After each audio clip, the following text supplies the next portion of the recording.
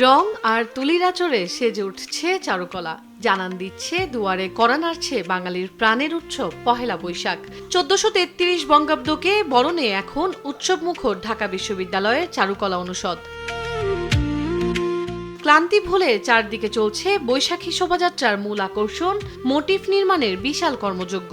ফুটে উঠছে শেকড়ের টান আর হাজার বছরের লালিত সংস্কৃতি। বৈশাখ বরণে শিল্পীদের এই আঙিনার রূপ নিয়েছে সৃষ্টির এক বিশাল ক্যানভাসে। কাঠামো পেয়েছে নানা আকৃতির মোটিফ।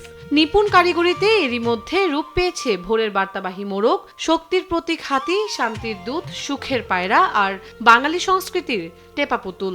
সম্প্রতি বাউল ও লোকজ সংস্কৃতির ওপর হামলার প্রতিবাদ আর সংহতি জানাতে তৈরি করা হয়েছে দোতারাও।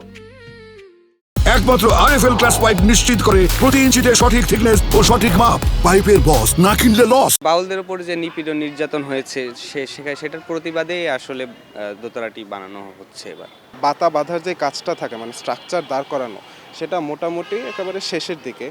এবারের আয়োজনের মূল দায়িত্বে আছে চারুকলা অনুষদের ৭১তম ব্যাচ। তবে আনন্দ ভাগ করে নিতে সামিল হয়েছে চারুকলার বিভিন্ন ব্যাচের শিক্ষার্থী ও শিল্পীরা। সকলের মঙ্গল হোক এবং প্রতি বছর আমরা সকলের মঙ্গল কামনা করি সবাই একসাথে। এর চেয়ে সুন্দর কিছু হতে পারে না। বৈশাখে আমরা নিজেরা একসাথে কাজ করছি, নতুন বছরকে আমরা যেন খুব সুন্দর করে আমন্ত্রণ জানাতে পারি, সেটাই আমাদের আশা। বৈশাখের চেয়েও আমাদের কাছে আনন্দের বিষয় এই কাজ করার সময়টা।